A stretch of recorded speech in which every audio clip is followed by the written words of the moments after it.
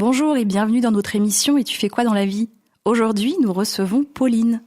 Bonjour Pauline. Bonjour. Merci de nous accompagner pour cette nouvelle émission, durant laquelle on parlera du coup de ton métier.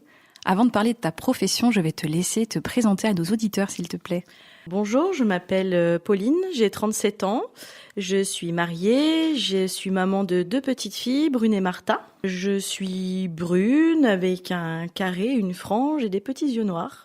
Je suis également fille de 2 personnes qui font le même métier que moi. Je fais le même métier que mes parents. Super, merci pour cette charmante présentation. Et du coup, Pauline, puis-je te demander, qu'est-ce que tu fais dans la vie ? Alors, je suis infirmière. Plus précisément, infirmière libérale, donc à domicile.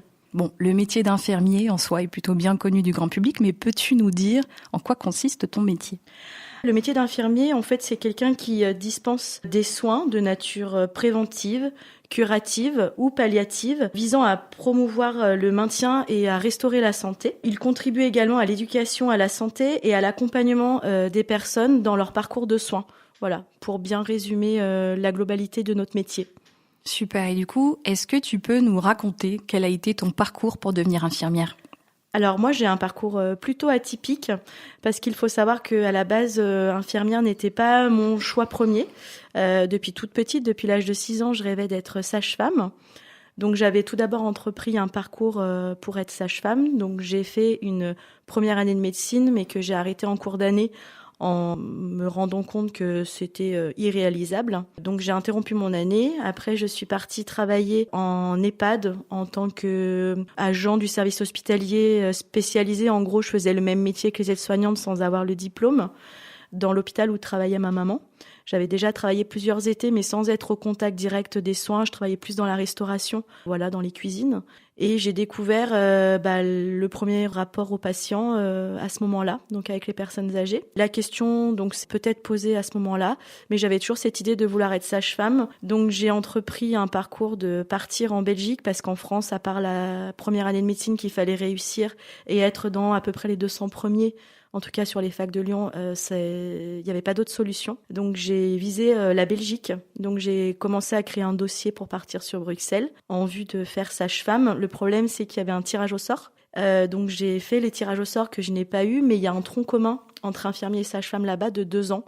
Et du coup, chaque année, je retentais le tirage au sort en espérant pouvoir prendre le chemin de sage-femme. Et malheureusement, je n'ai jamais eu les tirages au sort. Donc, je me suis arrêtée à un cursus infirmier et j'ai vraiment découvert le métier en faisant plein de stages, etc. Et je me suis dit que c'est un métier qui me plaisait et j'ai continué dans cette voie-là. D'accord, donc même si on sent que c'était pas ton choix premier, on sent surtout que tu as beaucoup d'affection pour ton métier aujourd'hui, oui. Qui est peut-être même une vocation. Peut-être. Et qu'est-ce qui te passionne le plus dans ton métier d'infirmière ? Alors, ce que j'aime dans ce métier-là, c'est le contact humain, le fait de se sentir utile. C'est un métier où les journées, on les voit pas passer. Il y a énormément de diversité dans les différentes possibilités pour travailler. Je dirais également les responsabilités. Le côté médical aussi qui me plaît bien. Le diagnostic, on est quand même assez, surtout moi à domicile, assez libre de faire un peu ce que je veux. J'ai pas de hiérarchie directe. Donc on a vraiment un rôle central dans les soins de ville, en dehors de l'hôpital, quoi. C'est vrai que tu nous as déjà un peu parlé du libéral, mais vous avez la chance du coup d'avoir différents terrains de jeu sur ce métier-là. Tu peux nous en dire plus sur la diversité des lieux d'exercice ? Moi je connais donc l'hospitalier, le libéral, il y a peut-être les institutions publiques ou même les entreprises privées. Oui, alors en tant qu'infirmier, on peut bien sûr travailler dans différents services hospitaliers qui sont tellement variés, entre une infirmière qui travaille en réanimation ou en psychiatrie ou en pneumologie ou en chirurgie ou en médecine. Il faut savoir qu'on ne fait pas du tout les mêmes métiers, même au bloc opératoire ou avec un public comme les enfants. C'est vraiment des métiers qui peuvent paraître différents parce que c'est pas le même public, c'est pas les mêmes soins. Entre un service de réa ou un service de psychiatrie, c'est pas du tout les mêmes soins qui sont faits. Il y a également le libéral, donc moi ce que j'ai fait et au fond ce que j'avais toujours voulu faire, parce que mon papa du coup était infirmier libéral et ma maman infirmière en hospitalier. Il y a également tout ce qui est scolaire dans les entreprises. Et en fait, des infirmières, on en trouve un peu de partout. C'est un métier qui est quand même assez fondamental et nécessaire. Et pourquoi aujourd'hui, toi, avoir fait le choix du libéral ? Alors, moi, je pense que c'est plus une question de caractère. C'est que je n'ai jamais aimé les contraintes et la hiérarchie. J'aime bien être autonome dans mon travail. Je dirais pas que j'aime pas le travail d'équipe, mais je suis quelqu'un de plutôt solitaire dans mon travail. J'ai quand même des collègues, je travaille avec 3 autres femmes, donc on est quand même une équipe de 4 personnes. Mais moi, c'est plus, oui, le côté hiérarchique que je n'ai jamais vraiment apprécié. C'est très, très hiérarchisé, l'hôpital. Il me semble que pour passer en libéral, il y a quand même des règles à respecter, non ? Oui. Alors peut-être que ça a changé. Il me semble qu'en discutant avec des étudiants que j'encadre, ça a pas mal changé ces dernières années. Il faut avoir un certain nombre d'heures en hospitalier dans des services techniques. Par exemple, je sais que tout ce qui est infirmière, il y a de crèche. D'ailleurs, on peut également être infirmière en crèche. Par exemple, c'est des heures de pratique qui ne comptent pas dans dans les heures pour pouvoir exercer en libéral. Voilà, dans des services techniques. Moi, je sais qu'avant le libéral, j'avais travaillé dans des services d'urgence, dans des services de pédiatrie, de chirurgie et de gériatrie. Donc, tout ce compte d'heures m'a permis après de pouvoir avoir l'autorisation de travailler en libéral par l'ARS et par l'Ordre national des infirmiers. Et selon toi, aujourd'hui, quelles sont les compétences clés pour exercer cette profession et pour être un bon infirmier ? Alors, il y a des qualités qui sont essentielles et des compétences essentielles. Pour moi, c'est la rigueur, l'organisation. Si on n'est pas organisé, c'est pas possible. Si on n'est pas rigoureux, c'est pas possible. Il faut aimer le contact humain. Il faut être très observateur, empathique. Ça, c'est primordial. Il faut être très souriant aussi. Et comme je dis souvent aussi aux étudiants, il faut être caméléon. C'est-à-dire qu'on passe d'une personne à l'autre, surtout moi en libéral, sur une matinée où je vois entre 15 et 20 personnes. Je passe d'une spécialité à l'autre, d'une personne à l'autre. Donc il faut toujours savoir s'adapter pour que ça se passe au mieux. Donc c'est vraiment s'adapter à la personne qu'on a en face de soi. Il est vrai que le métier d'infirmier aujourd'hui est souvent au cœur de l'actualité. On sent une envie de renforcer justement l'attractivité de vos métiers qui parfois manque peut-être d'une certaine reconnaissance sociétale. On sent une envie en tout cas de revoir la copie. On entend souvent parler dans l'actualité de refonte, de réforme de vos métiers, dans l'idée d'accorder justement plus de poids à vos actions. Est-ce que tu pourrais nous partager aujourd'hui ton regard sur ta profession et selon toi, quelles sont les évolutions que tu vois venir et avancer ? Oui, alors déjà, on a pu voir l'avant et l'après-Covid, où enfin le métier d'infirmier s'est révélé essentiel, parce qu'on l'a vu pendant la crise. Sans infirmier, rien ne tournait. Je sais, moi j'ai des connaissances qui travaillent dans des services de réanimation, des infirmiers qui apprenaient à des médecins de ville ou des médecins spécialisés à faire des soins typiques de la réanimation qu'ils ne savaient plus faire ou pas faire. Donc on a vraiment été essentiel. Moi je sais en tant qu'infirmière libérale, j'ai donné beaucoup de mon temps pour aller vacciner dans les centres de campagne, voilà, pour vacciner la population âgée et on va dire rurale en centre de vaccination. Donc le métier a été vachement revalorisé. Je sais que par exemple en milieu hospitalier, il y a eu des primes salariales où le métier a vraiment été revalorisé financièrement. Nous, je vois dans ma profession libérale que ça fait très longtemps que j'ai quitté l'hôpital. Petit à petit, on nous lâche de plus en plus de responsabilités, comme là récemment le droit de réaliser les actes de décès, les certificats de décès. Ça, c'est quelque chose qu'on demandait depuis un moment. Parce que c'est très fréquent, moi, d'arriver le matin, de trouver une personne décédée à 6 heures du matin. Donc, de constater, de par ma profession, de par mon savoir, que la personne est décédée. La personne est à la maison. Le temps d'appeler un médecin. Les médecins, maintenant, de ville, ils se déplacent plus vraiment à domicile. Donc, c'est faire appel à un SOS médecin qui va venir en fin de journée, venir en fin de soirée, où le corps du patient va être toute la journée à la maison. Voilà, donc il y a un laps de temps énorme. Et nous, si on avait la possibilité justement de faire ce certificat de décès, en quelques heures, le corps serait parti de la maison et traînerait pas. Moi, j'ai vu des corps des fois traîner jusqu'au lendemain matin, le temps qu'un médecin de SOS médecin passe constater le décès et faire un simple papier pour que les pompes funèbres après puissent emmener le corps. C'est un métier qu'on peut considérer en tout cas en tension et qui pourtant fait vraiment partie des métiers d'avenir. Tout à fait. Et tu parlais de ton rapport aux étudiants que tu peux recevoir de temps en temps. Comment tu sens la future génération ? Alors la future génération, je la sens quand même motivée, mais on constate également beaucoup d'abandon, d'arrêt de la profession dans l'année qui suit. Parce que je pense que c'est un métier où on a énormément de responsabilités, de plus en plus de responsabilités, sans que les choses suivent derrière, forcément, que ça soit la reconnaissance ou même les salaires qui restent quand même assez bas malgré les compétences qu'on a, le savoir qu'on a. Parce que mine de rien, on parle d'un diagnostic médical, mais nous, je le vois en libéral, on a toutes les notions de diagnostic infirmier qui est primordial dans la profession.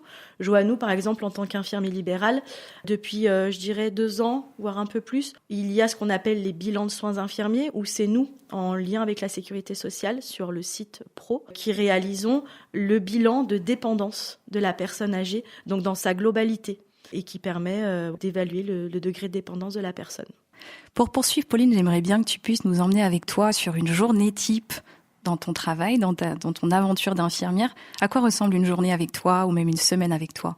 Alors, je vais vous décrire 2 journées. Donc, tout d'abord, une journée en libéral.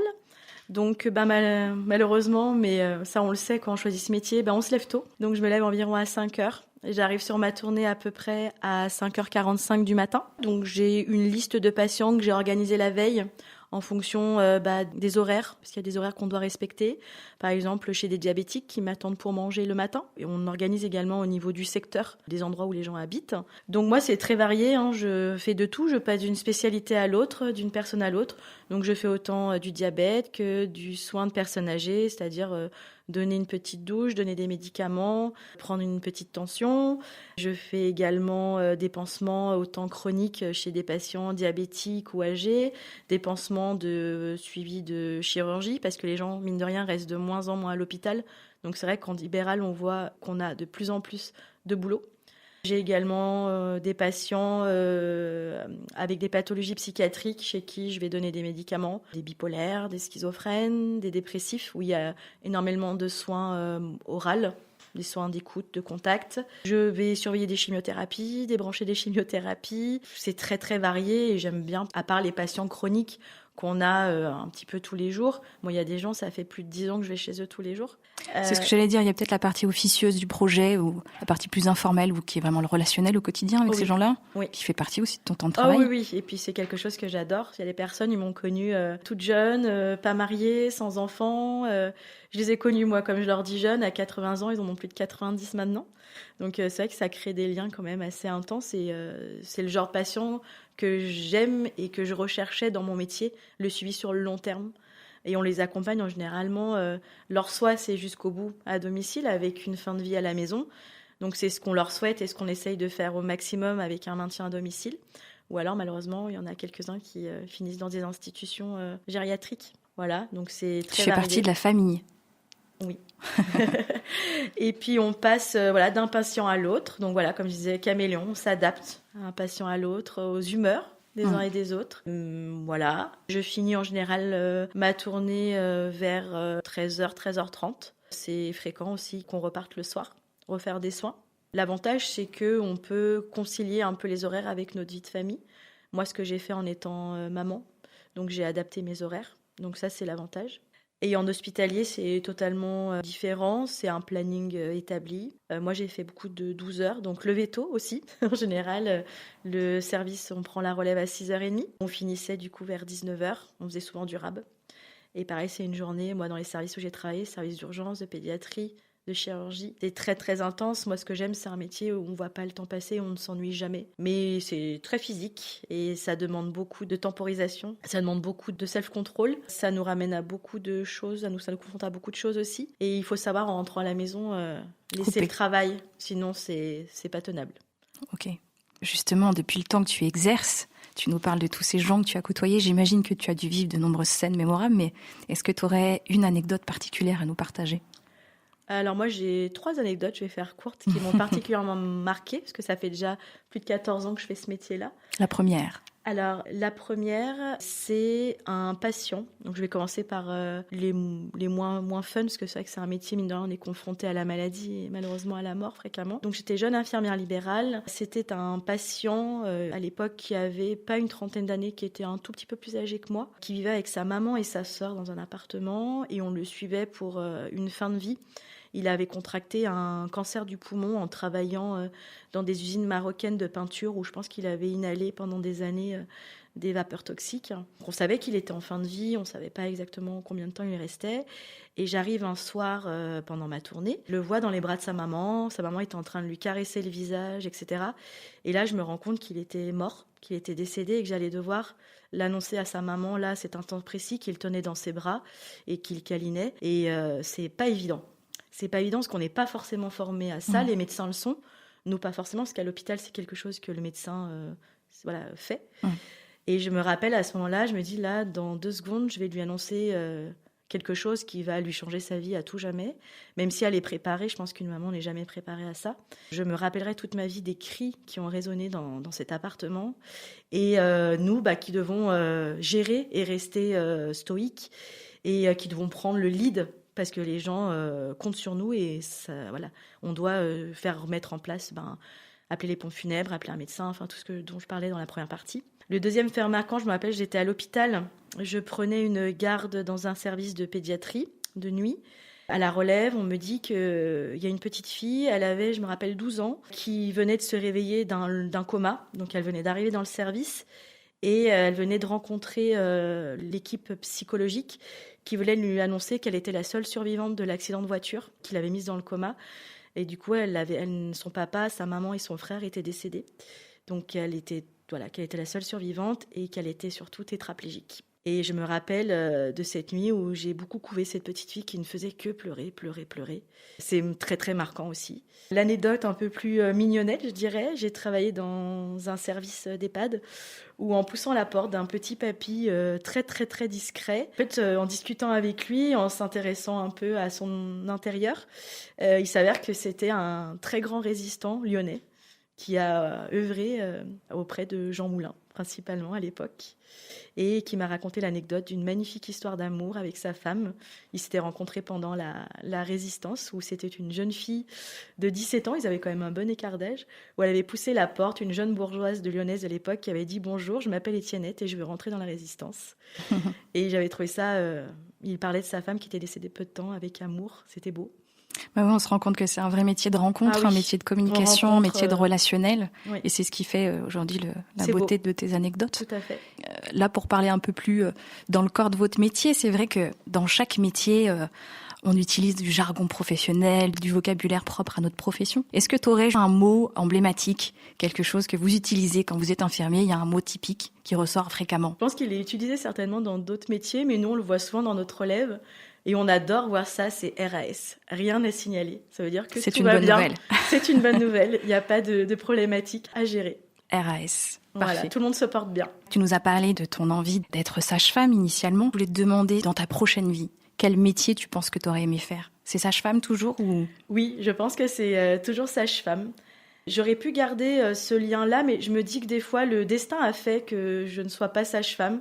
Je n'ai jamais eu mes tirages au sort et je voulais parler d'une petite anecdote où la dernière année où j'ai passé ce tirage au sort, je crois pour la 4e ou 5e fois. Du coup, en discutant avec une nana de ma propo qui venait également, on avait fini notre cursus infirmier, on était dans la file d'attente pour attribuer des numéros et dans la file d'attente, j'ai sans faire exprès interchangé ma place avec cette fille qui a été tirée au sort. Alors que à la base, c'était censé être mon numéro. Donc je me suis dit, il y a trop de signes qui ont fait qu'il ne fallait pas que je fasse ce métier-là et peut-être que j'ai été destinée, vouée à être infirmière dans un métier dans lequel je m'épanouis vraiment. J'avais même hésité à rester plus longtemps en Belgique pour faire une spécialité d'infirmière pédiatrique qui correspond à puéricultrice en France ou IBOD pour pouvoir bosser dans des blocs de césarienne ou dans la maternité. Mais voilà, j'ai pris un chemin différent. Des fois, le destin c'est bien. Il faut croire aux bonnes synchronicités de la vie. Et avant de nous quitter, Pauline, je voulais te proposer de faire une sorte de petit portrait chinois rapide avec plaisir. Ton métier. C'est parti ? C'est parti. Si une infirmière était une couleur? J'aurais envie de dire le blanc, mais c'est trop basique. Et je vais dire le vert, qui est ma couleur préférée, c'est la couleur de l'espoir. Très bien. Et si une infirmière était un vêtement? Des baskets. Des très très bonnes baskets, parce qu'on a très mal aux jambes et très très mal aux pieds. On fait que courir toute la journée. Pour les gens hyperactifs, foncez, c'est un métier, ça va vous claquer. Si une infirmière était une chanson? Résiste. Prouve que tu existes. Une fleur? Alors, pour la blague, je voudrais dire des chrysanthèmes, mais non.